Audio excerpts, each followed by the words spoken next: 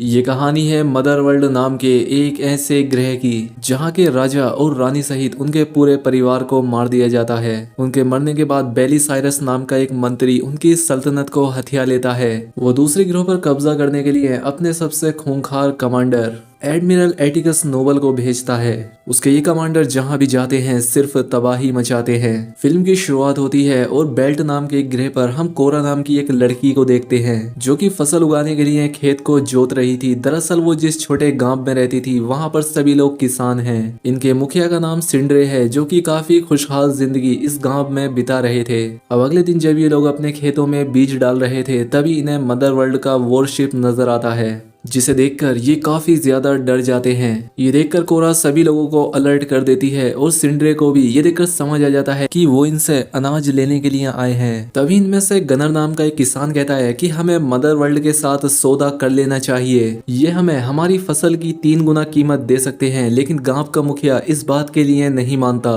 क्योंकि आज तक मदर वर्ल्ड के लोग जहाँ भी गए हैं उन्होंने सिर्फ तबाही मचाई है। तभी उनके शिप इस गांव में लैंड होते हैं और उनका एडमिरल एटिकस नोबल उनसे बाहर आता है। एटिकस सिंड्रे से कहता है कि हम राजा को मारने वाले बाकी लोगों की तलाश में हैं जो हमारे अनाज भंडारों पर छिपकर हमला करते हैं। इसीलिए हमें तुम्हारे अनाज की जरूरत है। हम तुम्हें इसकी 3 गुना कीमत देंगे।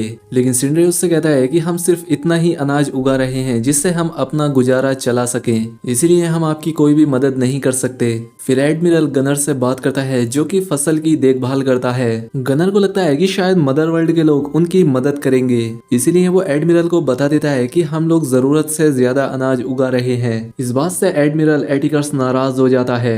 वो अपना हथियार निकालता है और सिंड्रे और उसकी वाइफ को मार देता है क्योंकि सिंड्रे ने उससे कहा था कि हमारे पास ज्यादा अनाज नहीं है। अब एटिकस गनर से कहता है कि अब यहाँ की सारी जमीन हमारी है। आज से 10 महीने के बाद हमारी शिप यहाँ पर अनाज लेने के लिए आएगी, तो या तो अनाज तैयार रहे या सभी लोग मरने के लिए तैयार रहें। एडमिरल जाते हुए यहाँ पर अपने कुछ गार्ड छोड़ जाता है ताकि वो लोग किसानों पर नजर रखें। इनके पास एक पुराना रोबोट भी होता है जो कि पहले वॉर रोबोट हुआ करते थे, लेकिन राजा की मौत के बाद इन रोबोट्स ने लड़ना छोड़ दिया था। तभी इन्हीं में से एक गार्ड बेवजह उस रोबोट पर गोलियां चलाने लगता है। एरिस नाम का एक सिपाही उसे ऐसा करने से रोकता है, जिसके बाद इनका बॉस आकर इन दोनों का झगड़ा खत्म करता है। जब वो रोबोट नदी पर अपना मुंह धोने के लिए जाता है तो गांव की एक लड़की उसके पास आकर बैठ जाती है। वो उस रोबोट को एक फूलों की माला देती है जिससे उसे काफी अच्छा लगता है। दूसरी तरफ गांव के सभी लोग गनर को भला बुरा कह रहे थे क्योंकि उसकी वजह से गांव के मुखिया की जान चली गई। ये लोग फैसला करते हैं कि अब हमारे पास खेती करने के अलावा दूसरा कोई रास्ता नहीं है।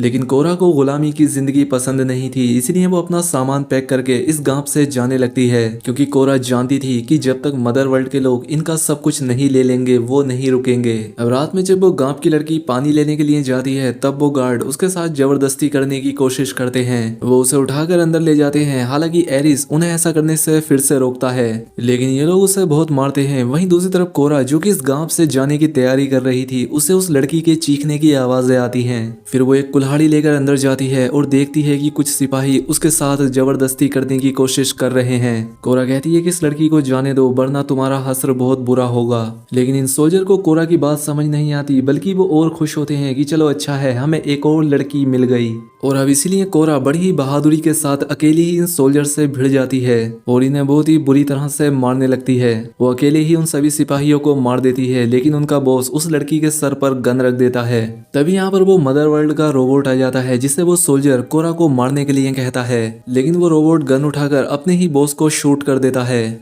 और उस लड़की को उससे बचा लेता है। अब इतने में ही यहाँ पर सभी गांव वाले भी आ जाते हैं और ये देखकर समझ जाते हैं कि कोरा कोई मामूली लड़की नहीं है। अब वो उन सभी गांव वालों से हथियार उठाने के लिए कहती है, लेकिन ये लोग जानते थे कि ये मदर वर्ल्ड का सामना नहीं कर सकते, इसीलिए कोरा प्लान बनाती है कि हमें बागियों को इकट्ठा करना होगा जो कि मदर वर्ल्ड के खिलाफ लड़ना चाहते हैं। गनर कहता है कि पिछले साल हमने जिन बागियों को फसल बेची थी मैं उन्हें जानता हूँ, इसलिए कोरा गनर को अपने साथ चलने के लिए कहती है। तभी कोरा के फादर जिन्होंने की गाँव में आने के बाद कोरा की देखभाल की थी वो उसे एक गन देते हैं जो कि उन्होंने छिपा कर रखी थी। और तब कोरा और गनर बागियों को ढूंढने के अपने सफर पर निकल जाते हैं। जब इन्हें चलते चलते रात हो जाती है तो ये लोग आराम करने के लिए एक जगह पर रुकते हैं, जहाँ पर गनर कोरा से कहता है कि तुम अपने बारे में कुछ बताओ। कोरा कहती है कि जब मैं 9 साल की थी तब मदर वर्ल्ड के लोगों ने हमारे शहर पर हमला किया था। वहाँ उन्होंने सब कुछ बर्बाद कर दिया और मेरे पूरे परिवार को भी मार दिया, लेकिन पता नहीं क्यों मुझे जिंदा छोड़ दिया और उनका कमांडर बेली साइरस मुझे अपने साथ ले गया। उसने मुझे अपनी बेटी बना लिया और मेरा नाम आर्थीलियस रख दिया। फिर मदर वर्ल्ड की जमीन पर मेरी पढ़ाई और ट्रेनिंग शुरू की गई। मुझे फौज में भर्ती कर लिया गया। अब मैं उनमें से एक थी। मैंने बहुत सारी लड़ाइयाँ मदर वर्ल्ड के लिए लड़ी। उस झंडे को मैंने हर जगह फहराया जो कि मेरे परिवार की मौत बना था। मेरी बहादुरी देखकर मुझे शाही परिवार में शामिल कर लिया गया और शहजादी का अंगरक्षक बना दिया, जिसके पास किसी भी मरी हुई चीज को जिंदा करने की काबिलियत थी। लेकिन बगावत हुई और उनके अपने लोगों ने ही उन्हें मार दिया।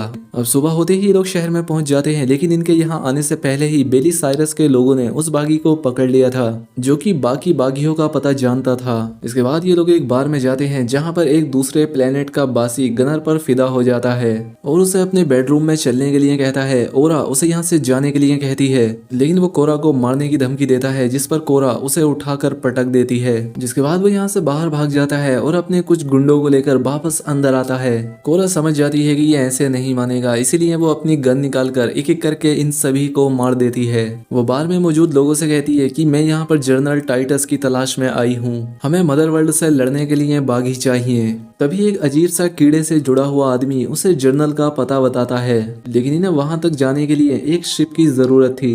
यहाँ पर काय नाम का बंदा इनकी बातें सुन रहा था। वो इनसे कहता है कि मेरे पास शिप है और इसमें मैं तुम्हारी मदद कर सकता हूँ। जिसके बाद ये सभी लोग शिप में बैठकर जनरल को ढूंढने के लिए निकल जाते हैं। काय कहता है कि मैं कुछ ऐसे बागियों को जानता हूँ जो कि मदर वर्ल्ड के खिलाफ लड़ने में तुम्हारा साथ दे सकते हैं। इसके बाद वो उन्हें एक योद्धा के पास लेकर जाता है जो कि मदर वर्ल्ड से लड़ने के लिए तो तैयार था, लेकिन उसके सर पर काफी कर्जा था जिसे चुकाने के लिए इनमें से किसी के पास भी इतने पैसे नहीं हैं। तभी उसका मालिक उससे एक शर्त रखता है कि मैं तुम्हारा कर्जा माफ कर दूंगा अगर मेरे पास ये जो पक्षी है तुम इसे कंट्रोल कर दोगे तो। टैरेक के लिए ये काफी आसान था, वो कुछ ही देर में उस पक्षी को कंट्रोल कर लेता है। अब इसीलिए उसका मालिक उसे आजाद कर देता है।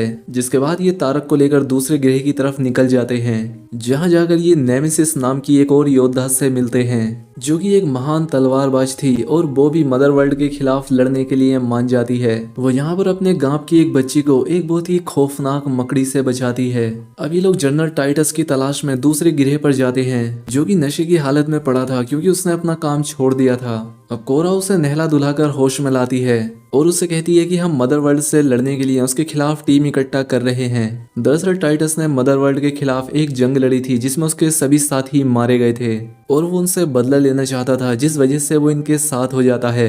दूसरी तरफ एडमिरल एटिकस को दिखाया जाता है जिसके सामने उस बागी को पेश किया जाता है। एटिकस उससे बाकी बागियों के बारे में पता करता है और जब वो उसे बता देता है तो वो उसकी जान ले लेता है। दूसरी तरफ कोरा और उसकी बाकी की टीम उन बागियों से मिलती है जिन्हें गनर ने अपनी फसल बेची थी।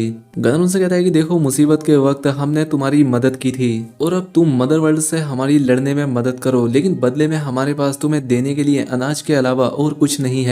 और डेरियन उनका साथ देने के लिए मान जाता है। अब इनके पास शिप्स और सिपाही दोनों थे। जिसके बाद ये लोग वहां से उड़ान भरते हैं। अब काय कोरा से कहता है कि मैं भी तुम्हारे साथ लड़ना चाहता हूँ, लेकिन पहले मेरे शिप में जो सामान पड़ा है मुझे उसकी डिलीवरी करनी होगी। दूसरी तरफ एडमिरल एटिकस को बागियों के ठिकाने का पता चल जाता है, इसलिए वो उस जगह जाकर उनके पूरे प्लेनेट को बर्बाद कर देता है और उनके राजा को भी मार देता है। दूसरी तरफ काय अपने सामान की डिलीवरी करने के लिए शिप लैंड करता है। फिर सभी लोग उन बॉक्सेस को बाहर लाकर रख देते हैं, लेकिन कोरा को यहाँ पर काय पर शक होता है क्योंकि वो एक आदमी के साथ सौदेबाजी कर रहा था और ये वही आदमी था जो काय से बार में मिला था। कोरा समझ जाती है कि उनके साथ धोखा हुआ है, लेकिन अब इससे पहले वो कुछ कर पाती इन सभी को बंदी बना लिया जाता है और साथ ही यहाँ पर एडमिरल एटिकस का शिप आकर इनके सभी जहाज को तबाह कर देता है। यानी कि काय मदर वर्ल्ड के लिए काम करता था। फिर काय कोरा को आर्थीलियस कहकर बुलाता है जो उसका असली नाम था। कोरा काय से पूछती है कि गद्दार तुमने आखिर हमारे साथ ऐसा क्यों किया, जिस पर काय कहता है कि तुम्हें अंदाजा भी नहीं है कि मदर वर्ल्ड ने तुम्हारे सर पर कितना बड़ा इनाम रखा है। मदर वर्ल्ड ने मेरे साथ भी वही किया जो तुम्हारे साथ किया था, उसने मेरा भी सब कुछ बर्बाद कर दिया, लेकिन हम उनसे लड़कर जीत नहीं सकते, इसलिए मैंने सौदा करना ठीक समझा। अब एडमिरल एटिगस भी अपनी फौज के साथ यहाँ आ चुका था। वो इन बागियों को लंबे समय से ढूंढ रहा था। वो सभी बागियों को एक साथ देखकर काफी खुश होता है। वो कोरा से कहता है कि तुमने सभी बागियों को एक साथ यहाँ लाकर मेरा काम काफी आसान कर दिया। गार्डियन मुझे तुम्हारी लाशों का बहुत बड़ा इनाम देंगे। फिर काय गनर को एक गन देकर कोरा को मारने के लिए कहता है, लेकिन वो उस गन से कोरा को आजाद करके काय को ही मार देता है। अब कोरा उन सबसे लड़ते हुए अपने सभी साथियों को आजाद कर लेती है। अब सभी लोग अपने अपने हथियार उठाकर इनसे लड़ना शुरू कर देते हैं। इस लड़ाई में एडमिरल के बहुत सारे लोग मारे जाते हैं, लेकिन इससे पहले कि कोरा के लोग यहाँ से भाग पाते, एडमिरल के लोग इनके शिप्स को उड़ा देते हैं, जिसमें डेरियन के सभी लोग मारे जाते हैं। अब डेरियन एक भाला लेकर शिप की तरफ दौड़ता है और वो उस भाले को सीधा पायलट के सीने में घुसा देता है। हालांकि इसमें उसकी भी जान चली जाती है।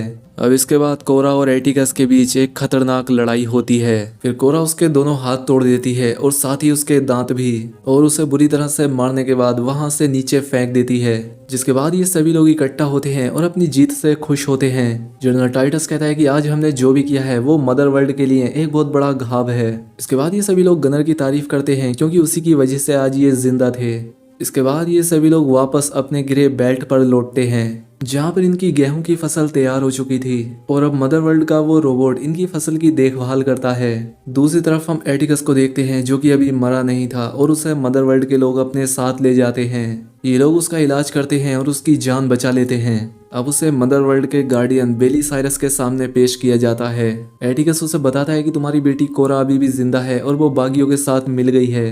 बेली साइरस कहता है तो जाओ बाकी सभी बागियों को मारकर कोरा को मेरे सामने जिंदा पेश करो, और अगर तुम ऐसा नहीं कर पाए तो तुम मरने के लिए तैयार रहना।